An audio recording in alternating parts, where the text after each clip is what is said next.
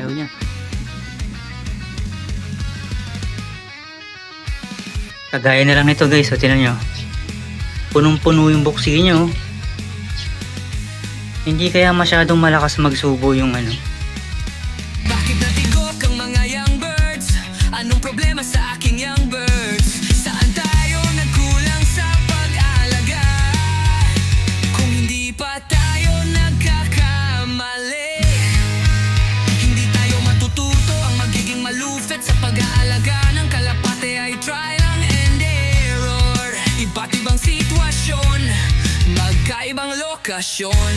Hindi porket nagyari sa'kin ay sa'yo din, or pwedeng pareho naman. Depende yan sa mga bagay-bagay. Master Trekkie Loft, poging kalapatista galing Pampanga. Master Trekkie Loft, simpleng fancier, gandang kalapati ang trip. Deep flare at off color, yan ang aking pick. Hindi ako adik sa karera, relax lang sa beat. Enjoy lang sa lipad, yun ang tunay na win.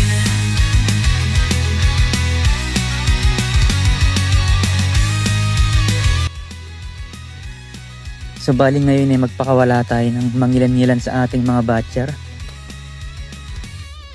Unahin na natin tong Pakistani high flyer. Tagal lang di nakakapasyal nito eh. Hindi ka dito, kumakulit. Papakawalan lang kita. Yan, lilipad. Tapos itong YB, ilagay lang natin sa bubong. Oops. Dito ka lang sa bubong lang naman. Yan.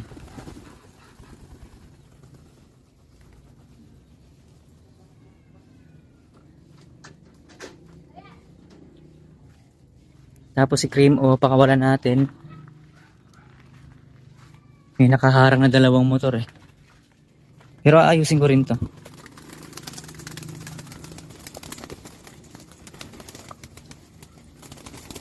Parondahin natin si Cream.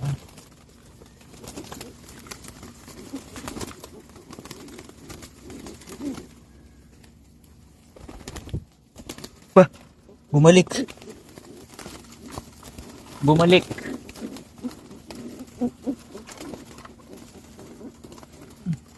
Ang dulas ni Cream. Oh, ang dulas ng balahibo.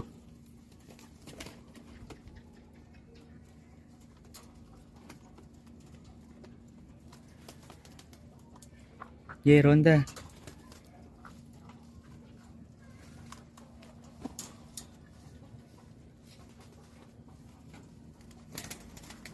Tapos meron pa akong isang batcher dito.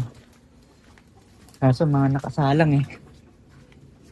Pero subukan lang natin pakawalan or parondahin. Ito, nakasalang siya pero yung lalaki lang. Ay, hindi ko pala nabibideo na maayos. Yung lalaki lang yung ano, yung kak lang ang pakawalan natin. Usog.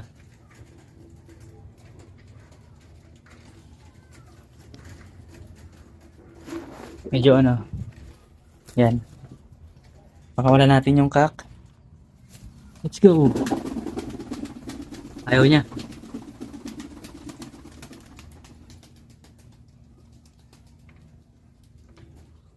So ito hindi to batcher at wala akong balak pakawalan to hanggat hindi ako nakakapagpalahi sa kalapati na to dahil hindi ko alam kung saan pa ako makakahanap ulit ng ganyang kalapati at saka ang mahal niyan.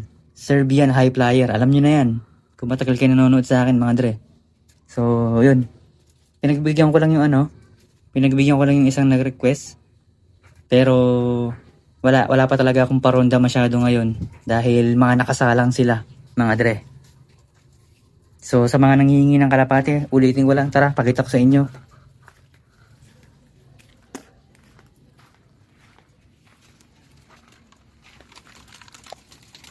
Ito yung black. Pure black na hen, ayan. Tapos itong nag-iisang blue bar. Ayoko ng blue bar kaya pamimigay ko na yan. Change of plan. Tapos ayun. Yung naglulugon na black and white, ayan oh. Uy, may humarang. Oh, homesta na, pogi. Pinaka-pogi sa mga kalapati ko yan mga tol. Tapos pilit siyang nagpapakamer oh. Pilit siyang nagpapavideo. Tapos ito, Yung oriental frill na brown. Mga par, ayan. Yan yung mga pinamimigay natin. Ulitin ko. Ito black, pure black hen. Tapos blue bar. Blue bar cock. Ayan. Pilit talaga siyang umaharang sa camera. Oh, nagpapapogi. Tsaka yun, oriental frill na hen, black and white. At saka itong oriental frill na brown. Kulay Milo, mga dre. Ayan. So, comment lang kayo, mga dre. Ayaw lumipad nito, gusto maglakad oh. Gusto niya walking lang. Tapos ayun yung isa.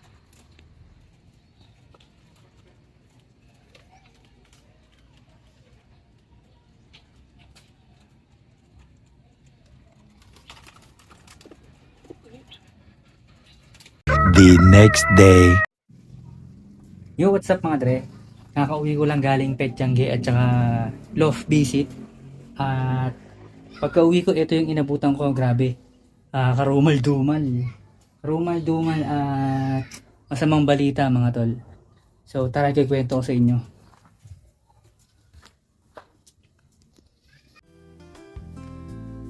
So bali ang nangyari kasi mga par, no? Linggo ng umaga, naka-schedule nga ako na pumunta sa Petchange gaya ng regular kong ginagawa. Kung ikaw ay matagal na nakasubscribe dito sa aking channel, at naka-schedule din ako na mag-loft visit sa tropa natin na si Phil Talas. At yung isa nating YB na crossbreed ng Oriental Frill at Serbian High Flyer, hina-handfeed natin yon.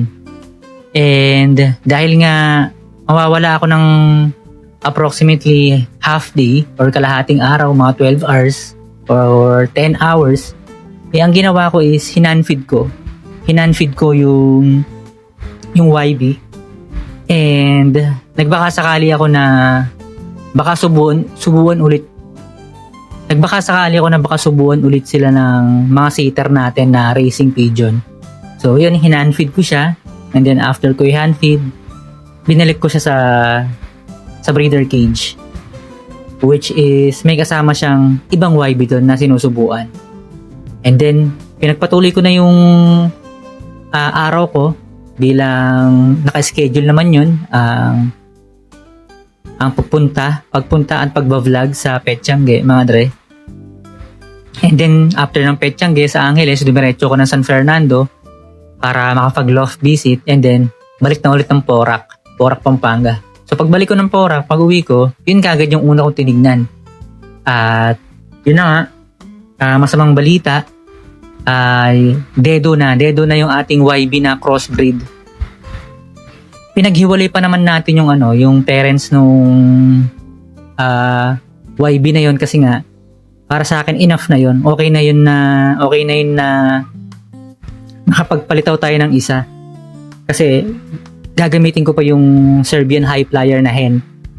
So ayun, nakita ko na lumabas yung mga kinain niya sa bibig at saka sa puwet. So parang bumulwak yung mga kinain niya. At ang suspecha ko dito is it's either sinubuan ng mga sitter yung YB and then na-overfeed, or naapak-apakan, and then yun, bumulwak yung kinain, which is actually terrible and gross kung pagmamasdan mo siya. Pero yung nakikita ko is sa bandang puwit niya is parang ipot talaga na malapot na talagang parang biglaang lumabas sa wet packs niya. And then doon sa bibig, konti lang, parang nasuka or nadighay lang. Or doon sa mga baby is parang lumungad lang. Pero yun nga, sayang. So yun, delikado rin pala yung overfeed, no? Overfeed. At ito pang mga susunod na video may ipapakita ko sa inyo related sa mga overfeeding ng mga YVs natin. Lalo na kung yung mga sitter natin or yung mga inahen at mga barako natin sobrang galing magsubo, sobrang sipag magsubo. baka ma-overfeed. The next day. Kagaya na lang nito guys, o tinan nyo. Punong-puno yung buksi nyo. Hindi kaya masyadong malakas magsubo yung itong mga sitter natin. Punong-puno yung buksi nyo. Busog na busog, baka sumabog din yung susunod Sabog yung botchi no? Tatlo na yung yan, nililimliman. Pero ito kahapon or kagabi, kakalipat ko lang ito yan. Kakalipat ko lang yan, yung binigay sa ating gift bird. Kakalipat ko lang sa kanya kasi napag-iiwanan yung itong sisiw na to, itong YB na to. Kasi dahil mas malaki to, yun yung unang napapansin. Kaya itong maliit hindi masyado napapansin mga dre. Kaya inilipat ko rito. Pero ito namang dalawa parang sobrang lakas at sobrang galing nila magsubo Busog na busog Check natin yung buksi nitong isa. Parang puno din naman. Pero parang ito yung mas punong-puno parang sasabog yung buksi Ito ba? May laman din naman yung buksi. Ito lalo laki ng buksi Pero ito sobra para sasabog yung buksi So yun nga yung tinutukoy ko na ikinamatay nung ating YB mga tol. Sumabog ang buksi, lumabas sa puwet at bunganga ang mga kinain. The next day. Masamang balita na naman mga tol Yung siningsingan natin ng BBC mga dre. Ayun, deads na. Kaya pala napag-iiwanan siya ng size dito. Ito, yan. Kaya pala napag-iiwanan siya ng size. Meron na siyang dinaramdam, So, balik kukunin na lang natin yung singsing niya na BBC, mga tol. Ganun na lang gagawin. Grabe, ano ba itong nangyayari sa mga YBs natin, mga tol? Tas eto, ayun pa rin. Nakaano pa rin siya, tikas pahinga pa rin siya. Naka-chest out pa rin siya, tapos parang puno lagi yung buksi niya. Pero mas marami naman laman yung buksi niya dun. Ito. Mukha namang mas marami yung buksi niya, pero hindi umaangat yung ulo niya. Ito talaga, inaangat niya yung ulo niya, Ayan, So, ito nga pala yung update, Dito siya tumatambay. Palibhasa, itong Oriental Krill na to, naglimlim siya dito, sa cage na to. Pero, wala, namatay naman yung, pinabayaan naman nila yung, yung nilimlim. Ay, putang ina. Parang nabalabat yata siya ng manok. Nakita ko hinahabol to ng manok Tangin ng mga manok yan dumadayo lang dito sa lugar natin ng ng babalabat Ito. Yan sila. Yung mga pinapamigay ko, ina-out ko. Pinakawalan ko na. Ayun Kunin nyo na ako sa inyo.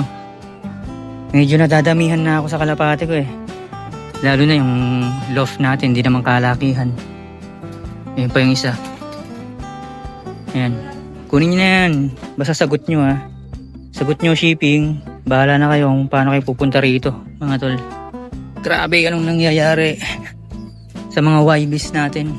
Pero ito naman, mukhang malakas naman siya. Ayun ang lakas nga niya manghingi ang lakas niya manghingi ng pagkain. Kaya ayun busog lagi siya mabibiluukan si Loco. Ayun Ayan, mga tol. YB deads na.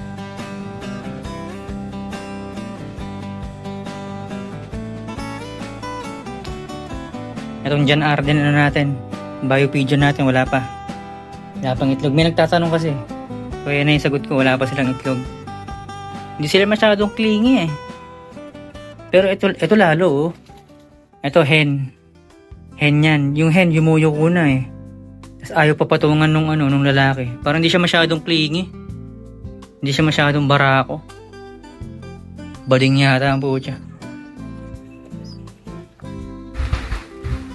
So yun, hanggang dito na lang yung video natin. Like, comment, subscribe, at hit the notification bell para mas malupit. At happy keeping, happy breeding, at happy flying. Let's go!